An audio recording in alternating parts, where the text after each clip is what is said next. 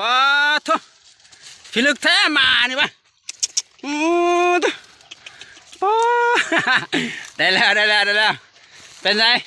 ไปไหนมันปะจับยับยืดขักๆด้วยได้แล้วพอไปมาแล้วมาจะชงเจ้าตัวน้าปั่นไหนพอละ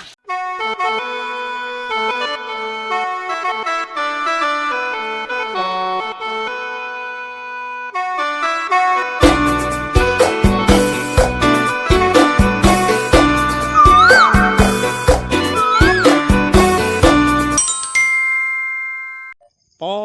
ได้ใช่เนี่ยในดงบันโคกปอหนูมานเลยเนาะไล่จนเมื่อยช่องรอบไปอย่างใดได้ให้ได้จังไดมาครบป่ะ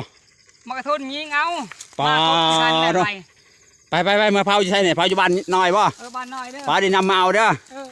ไปแล้วพี่น้องเอ้ยพันมานเนี่ยมันนี่ผมบันไดเห็นพี่น้องเอ้ยเห็นทางการตัวหนึ่งปอเราไปมือคำแล้วพี่น้องเอ้ยคอนี่ยังไงปออะไรมาก็ดื้อขนาดปอบันไดแล้วเนี่ยปอละมานเนี่ยเนาะนะเกือบช่องเด้อมันนี่เด้อปอเกือบได้2 โตบ่เห็นได้จากไหนเนี่ยบ่มาบ่ครบเนี่ยปอไปกันจะคนเนี่ยไปกันจะคนเนี่ยหกบ่ปอ6 คนเนี่ยเลือกกินแล้วเนาะบ่ทางการบ่จะเห็นยังไงเห็นยังไงเห็นทางการบ่ปอห่างลากเลยเนาะห่างการกลางตัวกลางบ่ตัวนี้ตัวผู้หรือตัวเมียเฮ้ยตัวผู้บ่ปอตัวมันนี่เพิ่นไปล่าสัตว์ป่าเนาะก็แต่บ่ได้มีอาวุธยังมีแต่มักทุนบ่มีแต่มาเนาะคอนได้เห็นตัวหนึ่งพี่น้องเอ้ยได้แต่เห็นตัวเดียวนะบ่เนื้ออื่นบ่ได้บ่เฮ้ยนกได้ตัวหนึ่งบ่บ่ปลาตัวหมานนั่นเนี่ยเราก็อกหักน้ำผู้ชาวลำเรื่องเลยเราโอ้นางยังตัดปลาอ้อยเลยพี่น้องเอ้ยเพิ่นมานแล้วมันนี่มานในลีมันนี่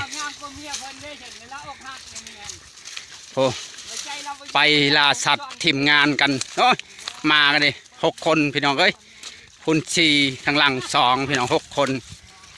มานมาก็ดื้อเลยมาเนี่ยเนาะได้แล้วก็ยังครบมาเจ้านี่ก็โพดไผ่เลยเนาะโพดว่ามาเลยพ้นจนแบกจนหามเลยมันสังหรณ์อยู่แล้วมาสังหรณ์แล้วมาจังไห้วะ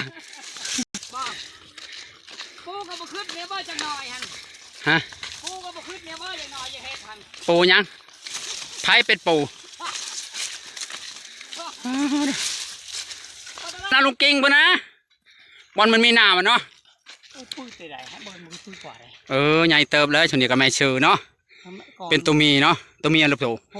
ตัวโพเนาะเป็นแม่ชื่อเนาะประมาณปีนึงปีกว่าเนาะโอ้ชำนี้กำลังกินกำลังแซ่บกำลังหมกเนาะกำลังหมก1เนาะมากระไรโตเนาะไปทางใดหมดมากันเลยไปคนละที่คนละทางมากันเลยป้าบ้าไปคำพูดมันนี่เนาะขันเราไปตะเวนยังเธอได้2 โตไปจากเนาะมันคำนะเด้โอ้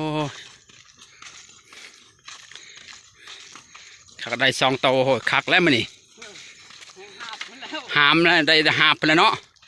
นี่พอจะได้คอนตัวเดียวหาบบ่ได้ตัวเดียวสักได้2 โตน้อยหาบคักปันยังแล้วน่ะ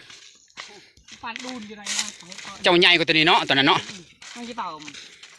ชนจะมาถึกเจ็บปะมาครบมันโมทันบ่มา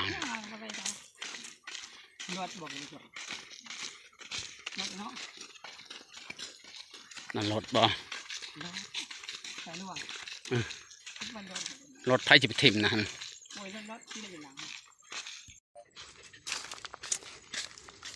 ว้า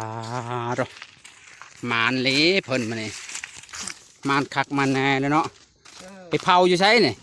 ว่านี่แหละเผาอยู่เพื่อนพ่อแม่เพื่อนตะดองห่างเพื่อนฉันตะดองห่างคือว่าตะดองห่างแบบใดเป็นไรเขาเอาผัวแล้วยังวะผู้ใหญ่เห็นวะ บ่ ไปลูกผมอาทิตย์ในกำลังครับ ว้าดูได้ลูกกกแล้วได้บ่ เอาบานนั่นกับบ้านไว้ฝั่งทลาย เสียโอ้ยฮะเอาไกลๆรถยาละบานเองฮะเอาแต่ไรเหือนไกลกันเอาไกลๆเลยนะ ทลายที่เปลี่ยนเด่น บ่ เ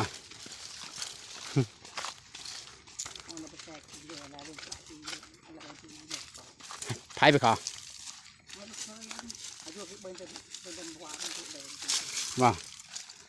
อืม มันนำเราเป็น ก็มันนี่เมื่อยแล้วได้ก็อยากกินน้ำพี่น้องเอ้ยไปป่ามันนี่หักไปสิคำๆนะไปบ่าย2เนาะคือเราไปแต่ตอนเที่ยงนี่ว่าจะไปได้2โตไปจากเนาะเอาไปคำโพดมันนี่ฮะทั้ง มาจะตรงที่แล้วก็จะไว้ ท่าไผ่บริทานั้นท่าพอลาอยู่ชีเขานี่ไม่ก็ชิจานได้ซาน้ำพอลาฮะชีเขา ลงน้องปลาเลยได้หว่า สันโว้ได้แล้ว2โตมาจักหากตอนนั้นมันก็เนาะตายก็จังมาครบมันเนาะมืนไปนำเนาะไปใช่น่ะ นี่หูอ่าง เงี้ยผูออกบ่